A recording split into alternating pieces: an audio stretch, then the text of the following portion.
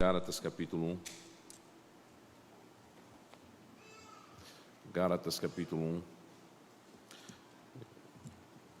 1. Abram a Bíblia em Gálatas capítulo 1. E antes disso eu gostaria que nós tivéssemos um momento de oração ao nosso Deus, pelas pessoas que a gente tem orado sempre aqui e que têm enfrentado alguns problemas e dificuldades. Hoje pela manhã nós oramos pela vida do Pedro Sebastião, que é um irmão presbítero da nossa igreja lá em Goiânia, da primeira igreja. E depois eu fiquei sabendo que, graças a Deus, ele saiu da UTI. Ele é um médico e ele ficou enfermo gravemente com o Covid, e ele, pela graça de Deus, tem se recuperado. Tivemos essa semana o pai do nosso irmão, reverendo Eurípides, que também esteve enfermo, não por Covid, mas por uma outra doença, e graças a Deus ele já está em casa. Nós tivemos o falecimento do pai da Natiele, e é importante que nós oremos pela vida dela e de sua família, nesses momentos difíceis, nesses momentos angustiantes.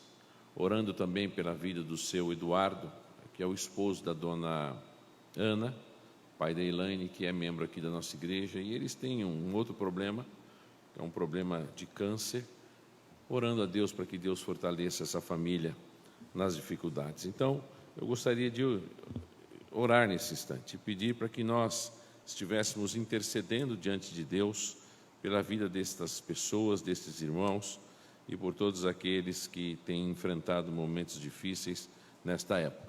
Eu vou pedir para que o nosso irmão Gabriel Guandalini nos dirija a Deus numa oração de intercessão nesse instante pela vida dessas pessoas, de suas famílias e pelo consolo de Deus também. Senhor meu Deus, meu Pai, estamos aqui reunidos, Deus, para te buscar, Senhor, em especial pedir, Senhor, pelas vidas, que o Senhor proteja, o Senhor guarde, Senhor, que nós sabemos que nada foge do teu plano, Deus, e que coloque mais confiança nos nossos corações em ti, Deus. Conforte os corações dessas famílias, Senhor, de cada um que tem passado por esses momentos de dificuldade, Deus. Faça-nos confiar cada dia mais e mais em ti, Deus. Isso é o que nós pedimos em nome de Jesus. Amém. Amém. Gálatas capítulo 1, verso 4, diz assim a palavra do Senhor: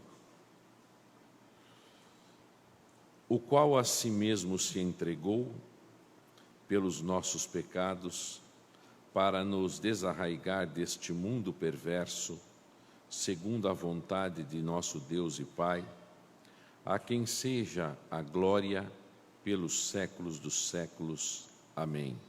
Esse é Cristo, o Senhor. Esse é Jesus, o nosso Redentor. Oremos. Abençoa, Deus, a Tua palavra, que ela edifique a gente na noite deste dia, que ela fale ao nosso coração e traga a instrução necessária para que a gente compreenda e entenda e descanse na palavra do Senhor. Perdoe os nossos pecados, perdoe as nossas falhas e nos ajude mesmo a honrar o Teu nome. Que as palavras dos meus lábios, que o meditar do meu coração sejam sempre agradáveis a Ti, Senhor meu, rocha minha e Redentor meu, no nome de Jesus. Amém. A obtenção da nossa redenção. É a respeito disso que eu gostaria de expor e de explicar em cima desse texto, porque eu creio que seja fundamental que nós tragamos à nossa memória, dia após dia, constantemente, que o propósito de nós nos reunirmos aqui, como igreja, como povo de Deus, o propósito de nós não recebermos a ira de Deus, a condenação eterna e o inferno, é por conta da graça de Cristo e por aquilo que Ele fez em nosso benefício. Eu sei que nós vivemos numa época pluralista, multifacetária, onde o ser humano muitas vezes é alçado a uma condição de absoluta destreza e competência, onde as metas nos levam a exaurir todas as possibilidades e, ao mesmo tempo, toda a nossa incapacidade para que a gente consiga aquilo que a gente quer. Mas quando a gente vem para a Escritura Sagrada falar um pouco a respeito dessas coisas, não há pretensão nenhuma no meu coração para que a gente admita qualquer possibilidade de redenção neste universo, neste cosmo e da nossa vida, qualquer que seja, e que esteja nas nossas mãos, nas nossas obras, na nossa maneira de ver, de fazer e de realizar qualquer coisa que seja deste mundo.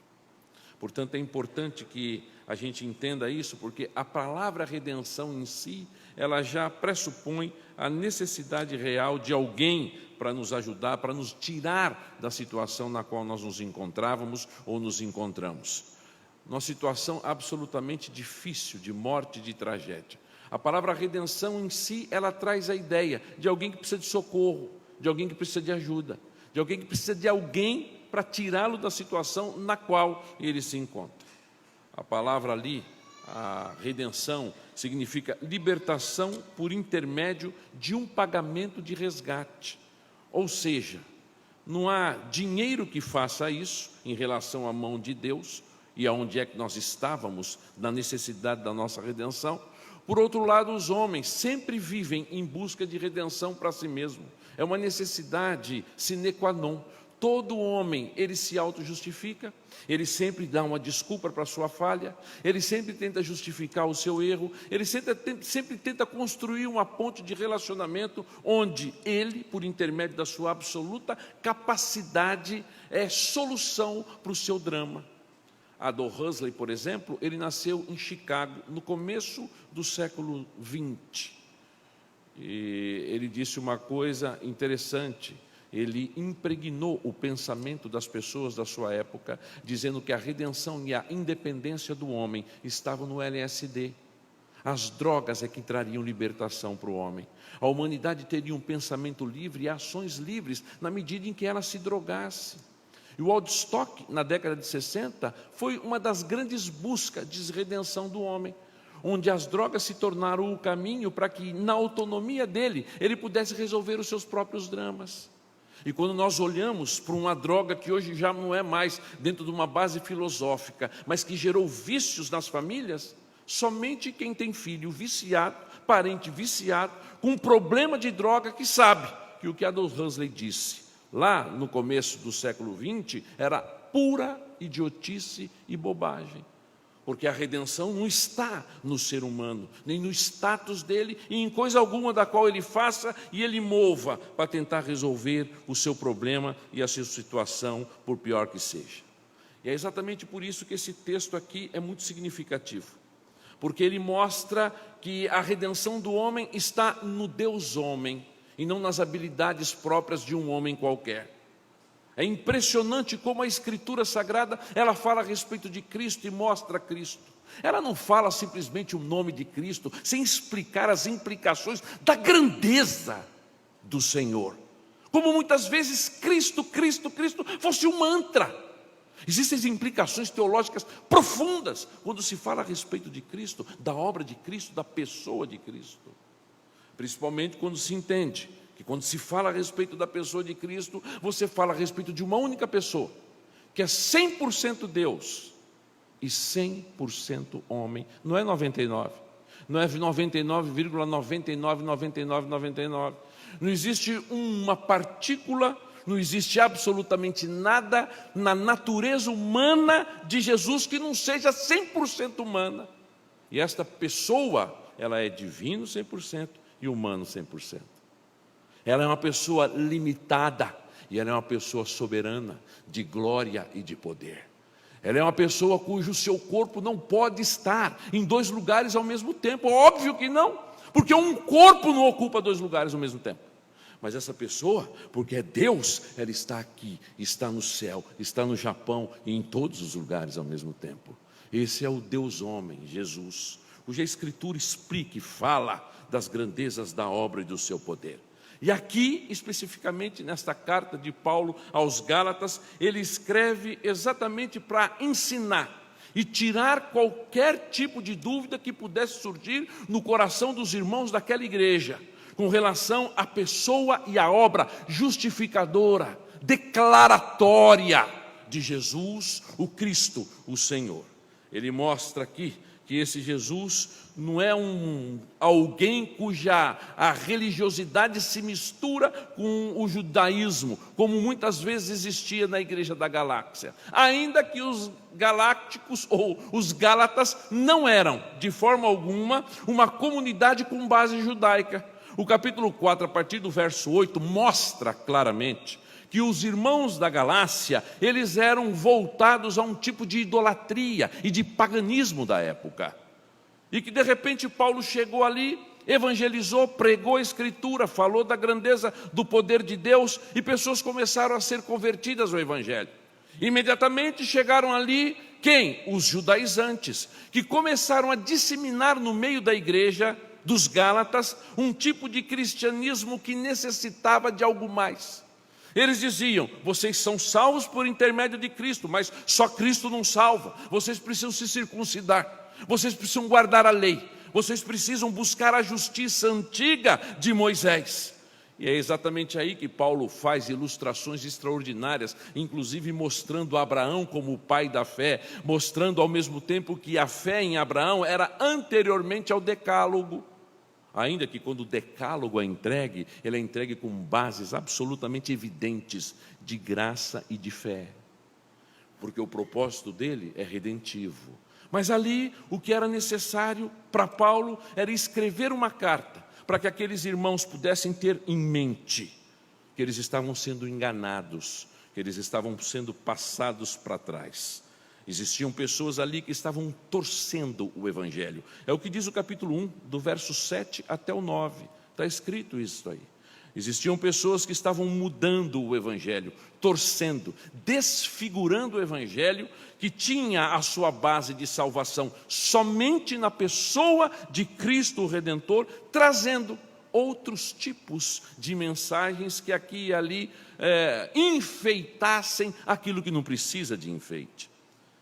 Existia o ensino de que o homem é justificado pela fé somente, e ninguém é capaz de fazer algo para comover Deus por intermédio das suas obras. E era isso que precisava ficar claro cada vez mais na cabeça daqueles irmãos. É o que diz o capítulo 2, verso 16.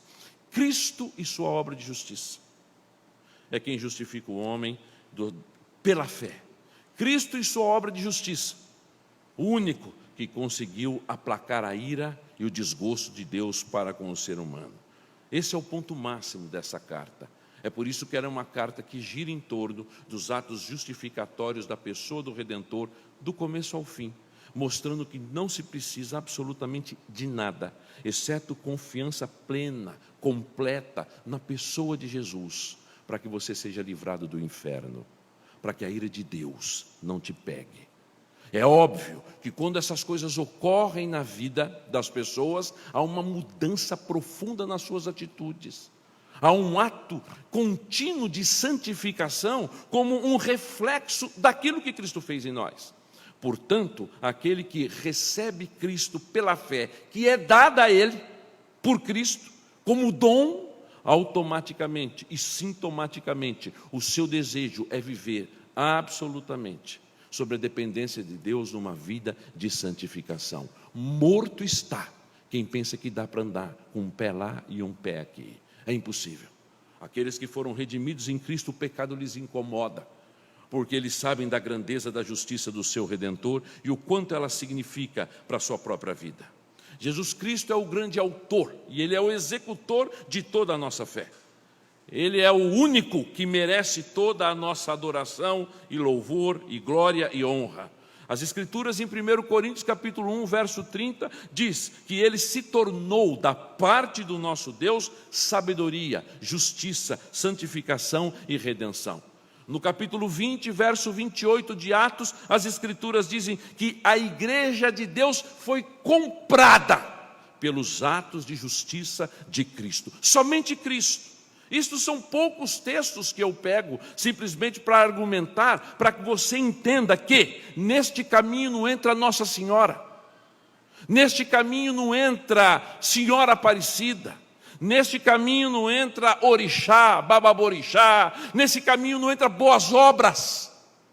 Não existe o que você possa fazer, dar todo o seu dinheiro, ser queimado vivo isto não muda absolutamente nada o seu status diante de Deus. Somente um é capaz de fazer isso: Cristo e a sua justiça. As promessas que você fez são vazias. Os sacrifícios que você faz não valem nada. Cristo, e somente Cristo e a sua obra, é aquilo pelo qual vale a pena nós vivemos, porque foi Ele que adquiriu a redenção por nós. E o que é que esse texto explica sobre isso? Algumas coisas que eu creio serem bastante significativas para nós. Ele adquiriu a nossa redenção, em primeiro lugar, porque Ele recebeu o castigo que nos traz a paz. Ele entregou-se a si mesmo. Verso 4 começa dizendo isso aí. Entregar-se a si mesmo aqui significa que Ele agiu voluntariamente. Ele agiu livremente, ainda que soubesse o que lhe aguardava. Quando o texto começa dizendo o qual a si mesmo se entregou, é que Ele não foi coagido. Não houve forças externas que o obrigassem a fazer o que Ele fez.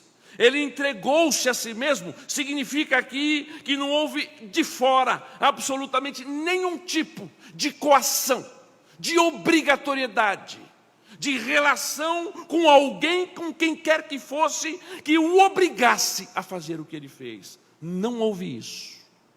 A si mesmo se entregou. Ele entregou-se voluntariamente, porque Ele quis, porque Ele desejou. A base de tudo isso aqui tem a ver com o seu pacto eterno, que desemboca no seu grande amor, que expressa, por outro lado, a gloriosidade da sua graça, da sua misericórdia e da sua bondade. Ele fez o que fez porque Ele fez um pacto eterno de redenção. As relações de Cristo com Deus são pactuais, assim como são de Cristo comigo e com você, assim como são de Deus comigo e com você. Não houve absolutamente nada nos nossos atos que levassem Cristo obrigatoriamente a redimir a mim, aos meus filhos, aos seus filhos e às gerações que viessem. Ele fez isso por si mesmo. Ele fez isso porque Ele quis. É um amor tão aparentemente incompreensível, extraordinário, que Ele ama e Ele faz um pacto no qual Ele receberia as manifestações da justiça de Deus sobre si, por amor, única e exclusivamente, por gente pecadora. Quando o seu filho faz uma coisa boa, você, para recompensá-lo, dá a ele alguma coisa. Nós, como seres humanos, quando caímos e desonramos a Deus, se existia alguma coisa da qual Deus poderia nos recompensar e que fosse merecimento nosso, era com a morte eterna e com a punição. Não existia absolutamente nada que nós pudéssemos fazer para angariar de Deus qualquer benefício que fosse. Mas Ele fez isso por amor, um amor extraordinário. E essas coisas que Cristo fez por amor, debaixo do pacto eterno da redenção, todas elas são benefícios da herança de Cristo.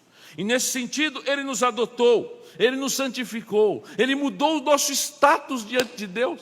Nós deixamos de ser filhos bastardos para sermos filhos adotados e recebermos da parte dEle toda a herança da glória que Ele conquistou para os seus filhos, para aqueles a quem Ele amou e por quem Ele fez um pacto de justiça.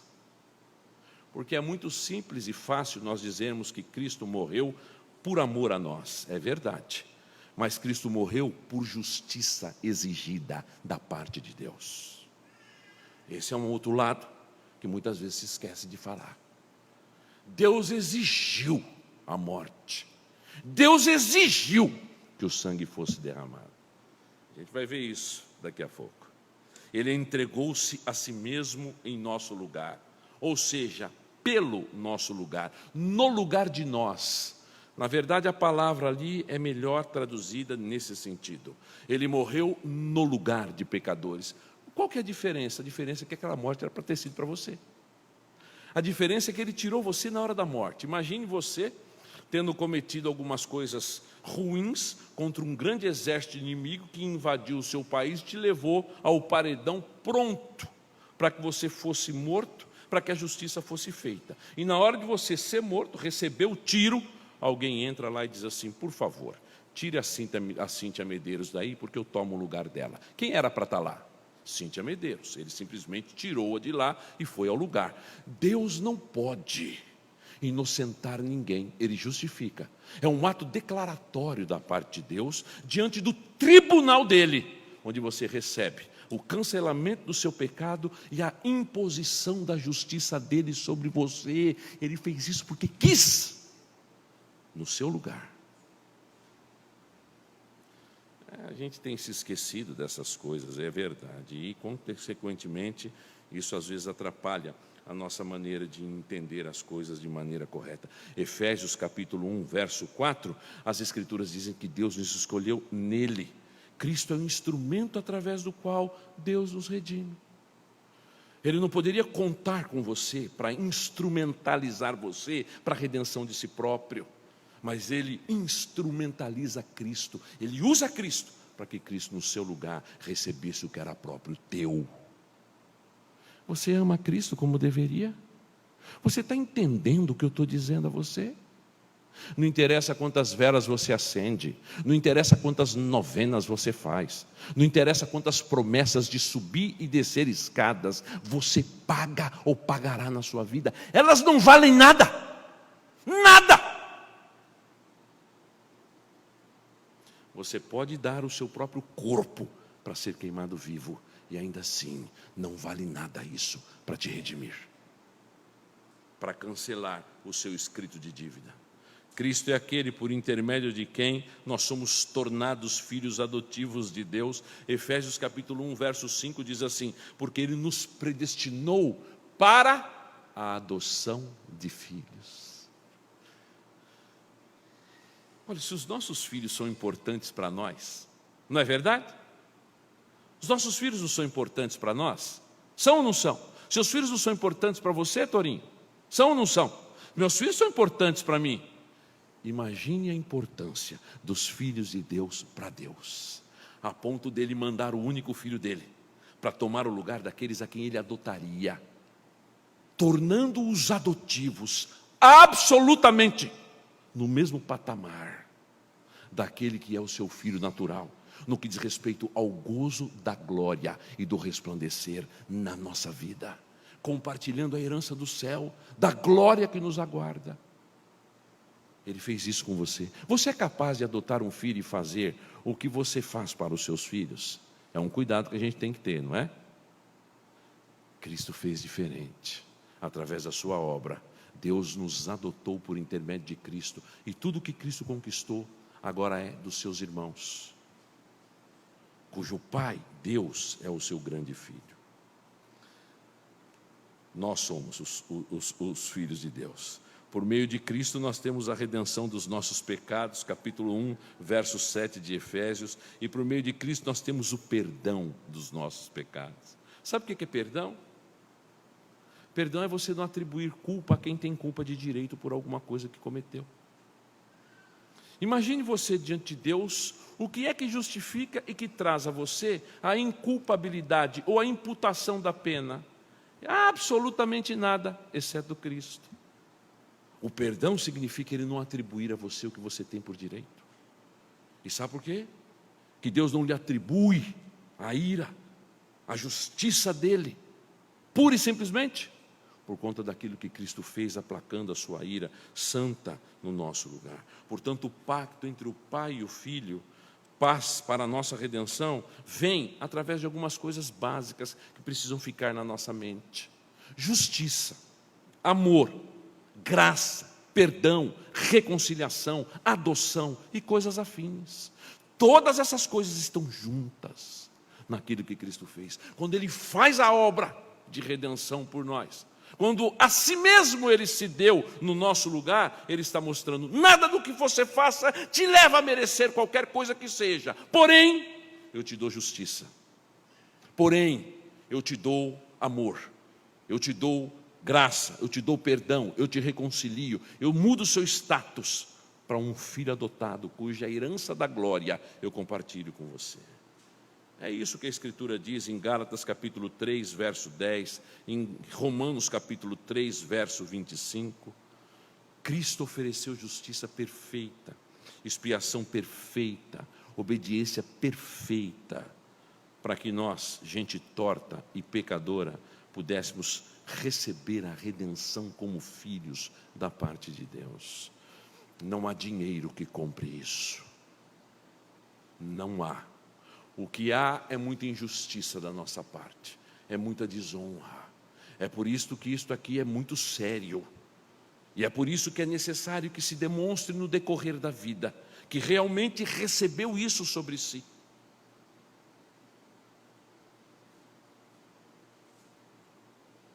Eu não sei se vocês lembram de um filme em que o Mel Gibson tinha um filho e ele era multimilionário da aviação. Sequestraram o filho dele, é verdade. E aí fizeram uma pressão psicológica na mente dele para que ele pagasse milhões e milhões de dólares para ter o filho de volta na sua casa. O nome do filme é O Preço de um Resgate. O preço de um resgate ou da redenção ali eram simplesmente dólares. E o Mel Gibson joga, inclusive, com os sequestradores em um determinado momento do filme, fazendo com que os sequestradores recebessem via televisão uma notificação de que ele não pagaria o resgate do próprio filho e que, se eles quisessem matar, então ele fez uma jogada. E realmente a jogada dele no final deu certo. Com Cristo não há isso. As Escrituras dizem que Cristo se entregou por nós. Ele deu a sua vida. Ele não fez jogada alguma. Ele trocou de lugar. A ira de Deus era para descer sobre nós. E Ele entregou-se para receber a manifestação da ira sobre si. Cristo é o sangue ofertado, porque Ele não nos comprou com ouro, com prata, coisas das quais nós damos tanto valor. Mas Ele nos comprou com o seu precioso sangue, que nos libertou da ira eterna, das mãos de Deus e de todas as ideologias da nossa era, que eu vou tratar daqui a pouco. Lá em João capítulo 10, verso 17 e 18, a Bíblia diz assim: por isso o Pai me ama, porque eu dou a minha vida para reassumir. Ninguém a tira de mim, ao contrário, eu voluntariamente a dou. Ele não é coagido por ninguém. Você pode chorar, lacrimejar, se espernear, se o propósito dele não é redimir alguém, do qual você inclusive ama, ele não redimirá. Agora, se ele quis salvar alguém, inclusive você, ainda que você não quisesse, a graça é eficaz, não é irresistível, ela é absolutamente eficaz. Ela chama a gente. A segunda coisa que esse texto ensina sobre a obtenção da nossa redenção é que Cristo, Ele obteve a nossa redenção pela autossuficiência da sua obra e do seu poder libertador. O verso continua dizendo assim: para nos desarraigar, verso 4, para nos desarraigar deste mundo perverso, para nos tirar deste mundo perverso. Sua autossuficiência e poder são vistos exatamente aqui, porque Ele tem uma força sobrenatural. Ele é capaz de resgatar os homens do império das trevas, do domínio de Satanás, das penalidades eternas. Cristo não vem resgatar o homem de uma única perspectiva de vida. Tudo aquilo que envolve o homem e a sua miserável queda, Cristo é capaz de agir para nos desarraigar deste mundo tenebroso, deste mundo perverso. Mundo aqui tem a ver com a época presente e não com a fisicalidade deste mundo. A palavra aqui é aion, não cosmos. Aion tem a ver com as filosofias desta época, tem a ver com os conceitos desta era, tem a ver com a forma e a perspectiva que este mundo é orquestrado, e não com este mundo, e não com esta fisicalidade de mundo, porque seria até incoerência da parte de Deus nesse sentido. Quando o texto diz que Deus amou o mundo, a palavra é cosmos, porque Ele ama tanto aqueles que estão no mundo, quanto o mundo que Ele criou com tanta beleza e glória, que Ele vai redimir, Adriana, para que a gente volte para cá depois. Então, quando o texto diz que Ele nos desarraigou deste mundo, a palavra mundo usada aqui é aion, não é cosmos. A palavra mundo aqui, ela tem a ver com as filosofias da era presente. Ela tem a ver com as imposições de pensamentos ideológicos que sufocam, que orquestram a nossa vida, que mudam os nossos valores, que nos levam a pensar de forma absolutamente incoerente com a Escritura Sagrada. A queda trouxe grandes desgraças para o ser humano, isso é óbvio. A queda trouxe a entrada do pensamento iluminista. Ela trouxe o pensamento relativista. Ela trouxe todos os tipos de ideologias macabras que existem e que se relacionam neste mundo, com a inversão de valores, com a inversão de regras, com a inversão de leis. Portanto, quando o texto diz que Ele veio nos desarraigar deste mundo, a ideia é exatamente de que estas filosofias que impregnam o nosso coração, somente Cristo é capaz de quebrá-las, de destruí-las, de arrebentar com elas. É isso que o texto quer dizer por mundo perverso. O poder de Cristo, Ele é tão grande, tão autossuficiente, que Ele é capaz de modular diferencialmente a nossa maneira de pensar, onde nascem as bases de todos os nossos pensamentos, que são o nosso coração, a nossa alma. O poder de Cristo é soberano, Ele é um poder poderoso, porque Ele é o único capaz de nos fazer pensar diferente diante das ideologias desta era. É isso que o texto quer dizer. Lembram de Romanos capítulo 12, verso 2? Onde as Escrituras dizem que nós recebemos uma mente renovada. Lá Romanos capítulo 12, 2, ela começa a trabalhar exatamente esta ideia. Não vos conformeis com este mundo, com esta era, com esta perspectiva de vida, mas renovai-vos através do quê? Da Escritura, da Palavra de Deus. É uma renovação que só o Espírito Santo de Deus é capaz de causar no nosso coração. Todos nós estávamos subjugados pelas ideologias satânicas, demoníacas, malignas, que têm orquestrado e conduzido a vida do mundo de forma absolutamente distonante em relação a Deus, construindo e reconstruindo ideais de vida que são confrontadores aos pensamentos da Escritura.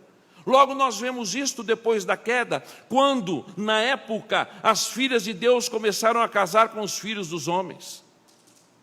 Lá em Gênesis 6, as Escrituras mostram claramente que isso começou a entrar dentro das estruturas da igreja antiga, e isso trouxe grandes complicações a ponto do juízo de Deus vir sobre a terra como um dilúvio.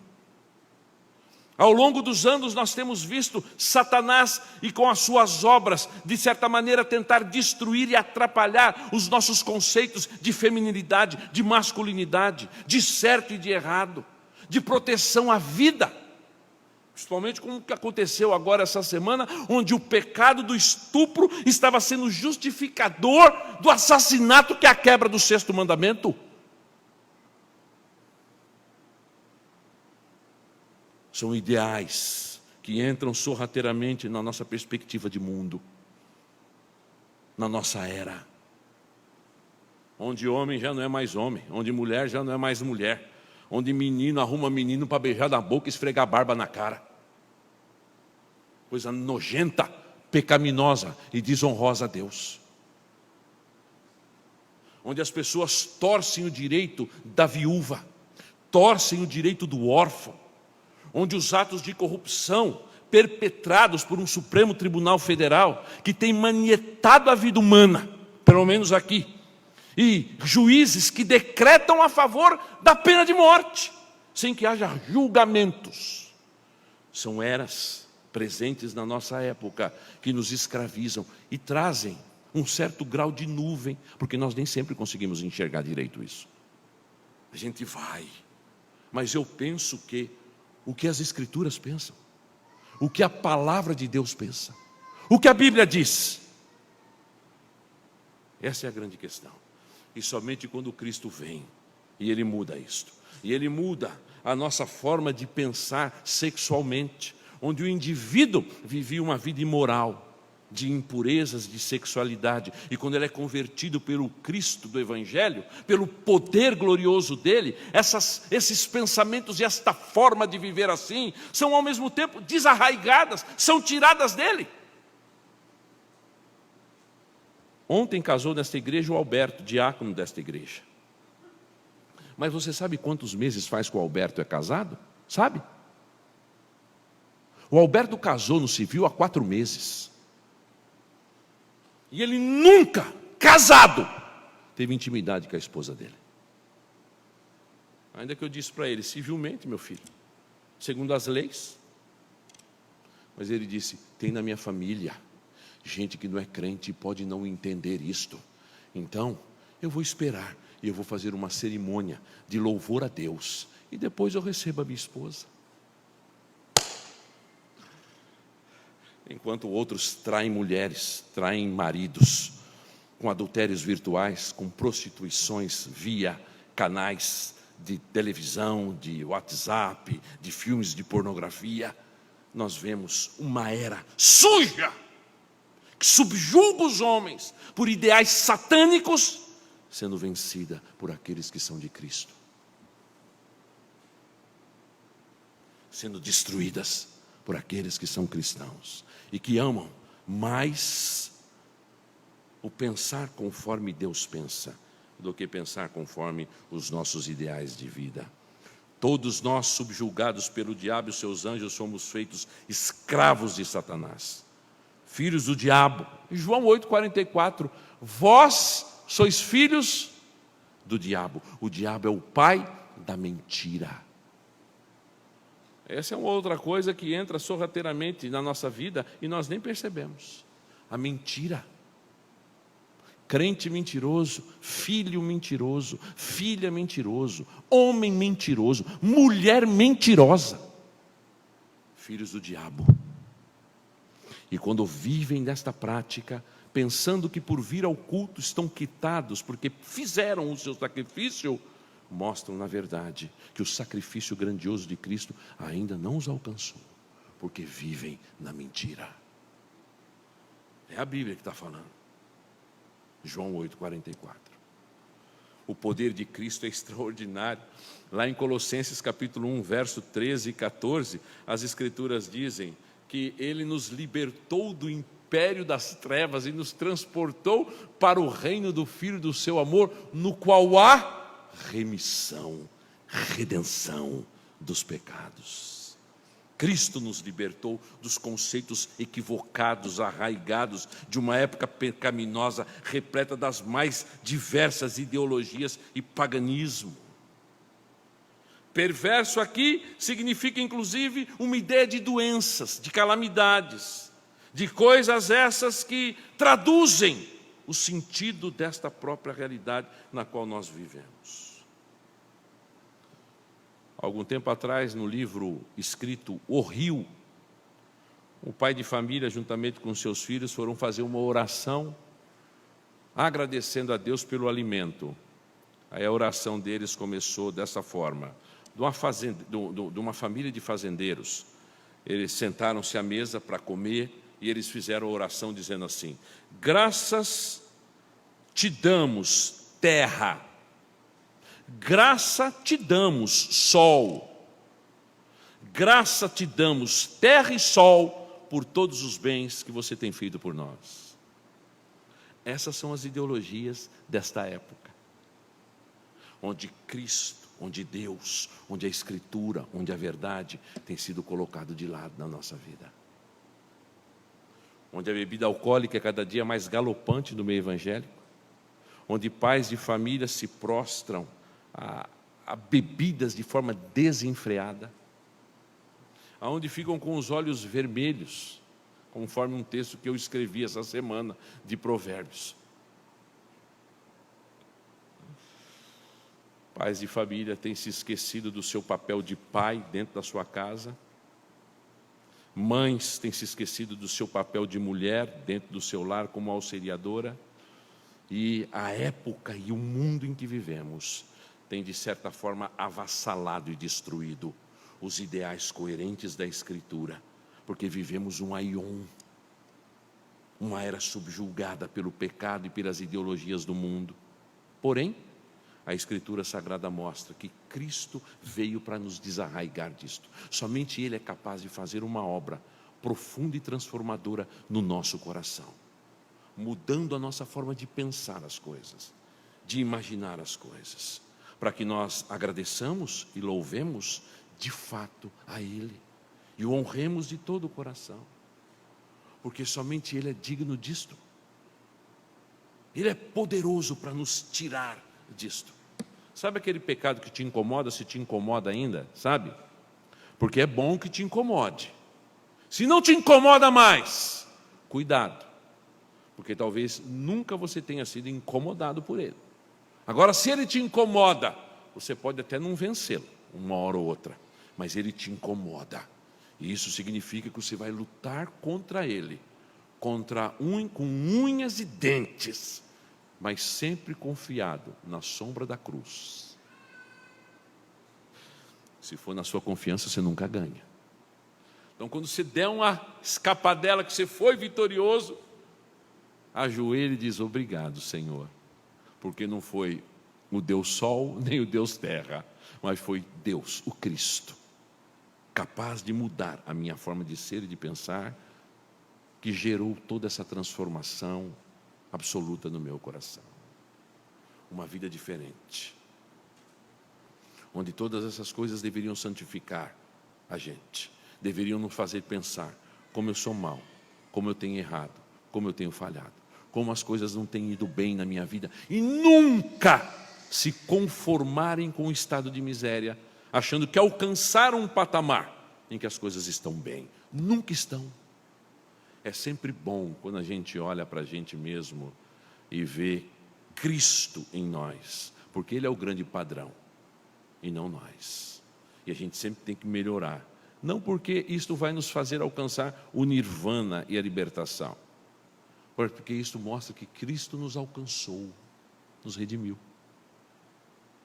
Por isso, não há lugar na Escritura para o meu eu e para o seu. Ele tem que ser colocado na cruz, espancado dia a dia.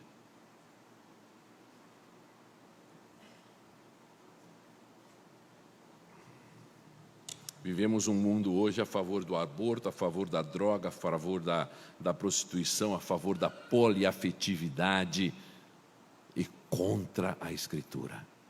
É a era presente. E somente Cristo é capaz de ir lá e nos tirar esses pensamentos, nos desarraigar, trazendo libertação desse tipo de coisa, nos ajudando a pensar de forma correta à luz daquilo que o honra, daquilo que o agrade. Sozinho você não consegue. Não consegue. Sozinho nós pensamos na vingança, nunca na autodefesa, enquanto que a Bíblia rechaça a vingança em todo o tempo, mas a autodefesa ela nunca rechaça. Até mesmo como o ato mediatório de Cristo, ela não rechaça, porque Cristo é a nossa autodefesa constante diante de Deus. A base é absolutamente teológica, não ideológica. Em terceiro lugar, esse texto fala a respeito de um Cristo que obteve a nossa redenção pela obediência dele em sujeitar-se à soberana vontade de Deus. Está aí no verso 4. Segundo a vontade de Deus.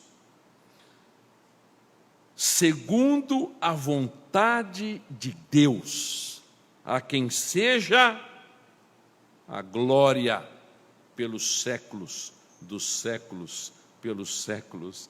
Amém. Essa expressão, ela mostra o desejo de Deus em redimir um homem que caiu no estado de pecado, cujo propósito é que Cristo faça uma obra que se consume de forma absoluta e taxativa, para que Deus, aceitando a obra de Cristo, nós sejamos recebidos diante da presença de Deus não como inocentes, mas como pessoas justificadas pela fé. Uma fé que não é minha, uma fé que não nasce em mim, uma fé que quando brota em mim é resultado do dom que Deus me deu. Assim como todas as outras habilidades que eu recebo vêm de Deus, a fé é dom. O cumprimento da vontade de Deus já é em si mesmo uma demonstração daquilo que apontaria para a própria obra de obediência de Cristo na execução da vontade de Deus o Pai. Portanto, a obra de Cristo é feita porque Ele quis. Mas a obra de Cristo, lembram? É pactual. Isso é um pacto, há exigências da parte de alguém para que ele também faça aquilo que ele desejou fazer. Então, Deus quis que também ele fizesse da forma com que ele fez. Deus é o grande idealizador da redenção dos seus eleitos. Ele decreta não só a eleição, mas os meios pelos quais esta eleição receberia objetivamente a aprovação dele, para que ela fosse atingida. Atos capítulo 2, verso 23, está escrito aí. Cristo vem cumprir o propósito de Deus. Ele executa uma obra de redenção por intermédio da sua obra de obediência ativa, passiva e vicária. Coisas das quais nunca nós deveríamos nos esgotar de ouvir. A obediência ativa de Cristo tem a ver com a guarda dos mandamentos. A obediência passiva de Cristo tem a ver com a sujeição às punições por parte de Deus sobre aquele que deveria guardar a lei no lugar de outros. A vicária tem a ver que ele fez isso no meu lugar e no seu. Ou seja, ela é substitutiva. São essas explicações que a Bíblia dá sobre esta obra de como Cristo teve e obteve por mim e por você. Não foi só morrer na cruz, como muitas vezes já falei aqui. Se Cristo só tivesse morrido na cruz, só foi lá e morreu na cruz, não valeria de nada. Não teria nenhuma objetividade, finalidade. Ele teve que fazer tudo isso. Ele teve que derramar o seu próprio sangue, porque as Escrituras dizem em Hebreus capítulo 9, verso 22, que sem derramamento de sangue, não há o quê? Remissão de pecados. Deus não poupou o seu Filho. Romanos 8,32 está escrito lá. Ele não poupou, ao contrário, Ele entregou o seu Filho no lugar de pecadores, para que por meio da sua obra de redenção, pecadores fossem reconciliados com Deus. Por amor aos seus filhos, sabe o que Deus fez? Ele entregou o seu próprio Filho. Por amor a mim e a você, e para que nós fôssemos reconciliados com Ele. Ele não poupou o juízo e a justiça dele sobre a vida do seu único Filho. Por amor a nós, pela justiça exigida de Deus e por graça sublime, o Senhor a si mesmo se entregou em nosso lugar. Gálatas capítulo 2, verso 20 diz que pela fé no Filho de Deus, que me amou e a si mesmo se entregou por mim. Lá em 2,14 do mesmo texto de Gálatas, a Bíblia diz que Ele cancelou o escrito de dívida que constava contra nós. Imagine o tamanho da sua capivara, hein? Não é esse o linguajar que se usa quando prende um mediante? Ou um milhante? Olha o tamanho da capivara dele, vai daqui lá, imagine o tamanho da sua capivara. Era grande, hein? Porque você não é boa, você não é bom, seus filhos não são bons, todos nós nascemos pecadores e nascemos em pecado. Imagine o tamanho dela. E Cristo foi lá e rasgou. Ele disse, não tem mais capivara contra o Ronildo Júnior, rasga isso aí. E somente Ele, pela sua obra soberana, é capaz de fazer isso. Deus nos reconciliou com Ele mesmo por intermédio de Cristo. 2 Coríntios capítulo 5, verso 18, 19 e 21, que é um texto extraordinário. aquele que não conheceu o pecado, ele o fez pecado por nós. Quem é que o fez pecado por nós? Nós? Quem o fez pecado por nós, tornando-o alguém que devesse receber os atos da sua justiça, para que eu e você pudéssemos não recebê-los, foi Deus. Portanto, a obtenção da nossa redenção é um ato soberano da parte de Deus, na relação pactual instituída entre Ele e Cristo Jesus. Cristo sujeitou-se à vontade de Deus para que nós obtivéssemos a redenção, para que nós obtivéssemos perdão dos nossos pecados. Quem é que pode aplacar diante de Deus qualquer pecado que seja? Você pode dizer para o seu filho: eu te desculpo. É verdade. Como se a gente pudesse tirar a culpa de alguém. Desculpar é: eu tiro a sua culpa. Quem é você? Quem é você? Você corre o seu nome. Você nasceu aonde? Que mundo você vive? Ao invés de usar a palavra desculpe, você deveria usar a palavra perdão, sem dúvida. Desculpar? Você é capaz de cobrir a culpa? Você é capaz de tirar a culpa? Só teve alguém capaz de tirar a culpa, e esse é Cristo, que pela vontade soberana de Deus, Ele entregou-se a si mesmo para perdoar os nossos pecados. 1 João capítulo 1, verso 9. O texto das Escrituras dizem que em Cristo Jesus nós temos perdoado os nossos pecados. Portanto, quando nós olhamos para a estrutura de redenção realizada por Cristo, não resta nada para nós, nada, exceto louvá-lo, honrá-lo. Honrar no nosso casamento, honrar na nossa família, honrar com os nossos lábios, honrar com a nossa vida. Essas coisas deveriam nos levantar a honrar e a louvar e a engrandecer aquele que é digno, aquele que obteve redenção por nós, aquele que entregou-se a si mesmo, aquele que é capaz de mudar a nossa relação cosmovisionária, aquele que fez isto pela ação soberana de Deus, porque por você Ele não podia fazer. Mas Ele fez um pacto com Deus, e por Deus Ele fez o que Ele fez, para que eu e você fôssemos beneficiados destas coisas magníficas.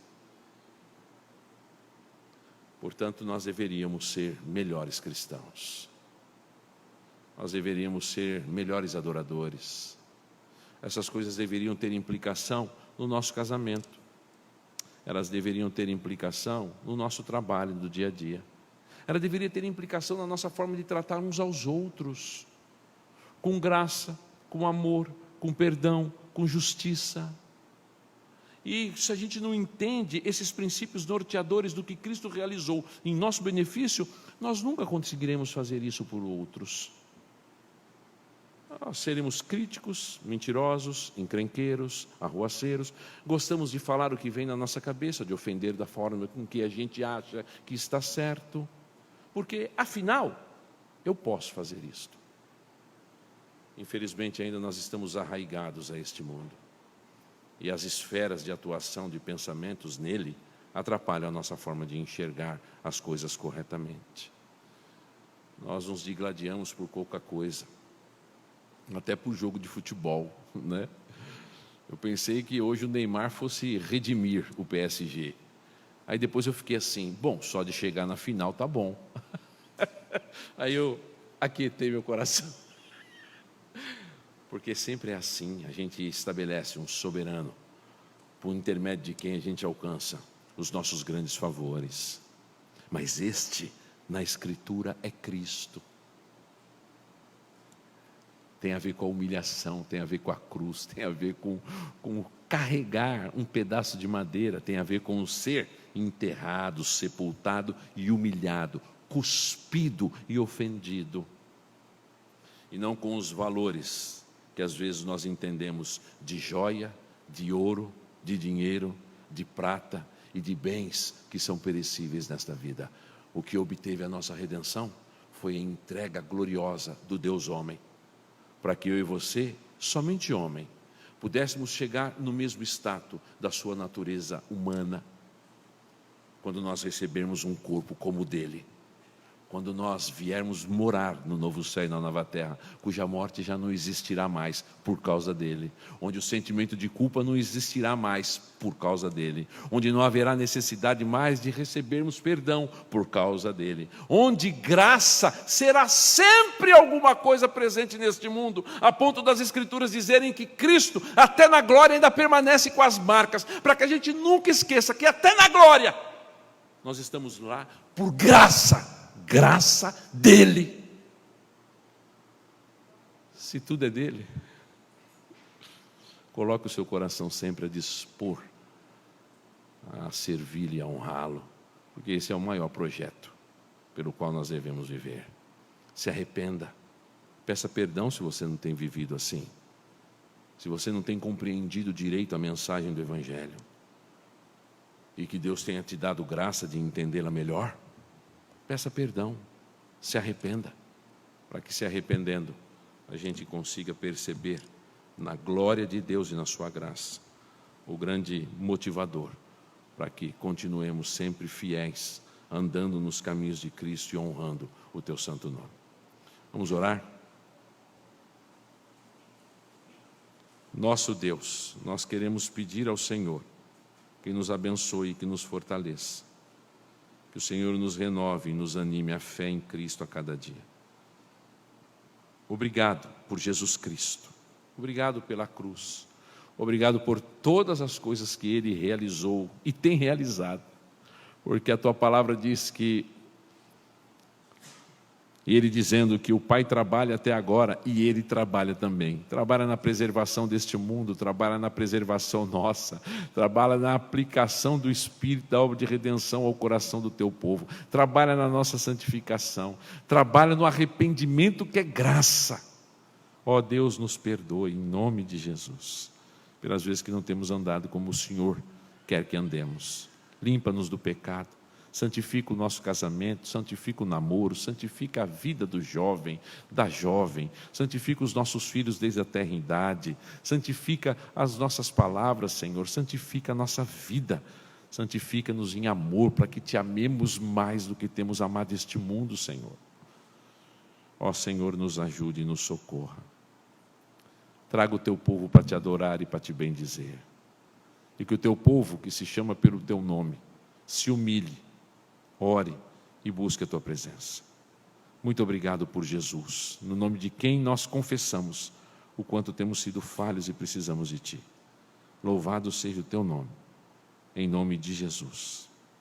E que o amor de Deus o Pai, a graça de Jesus o Filho e o consolo do Espírito estejam sobre vós, eleitos de Deus, hoje e sempre. Amém e amém.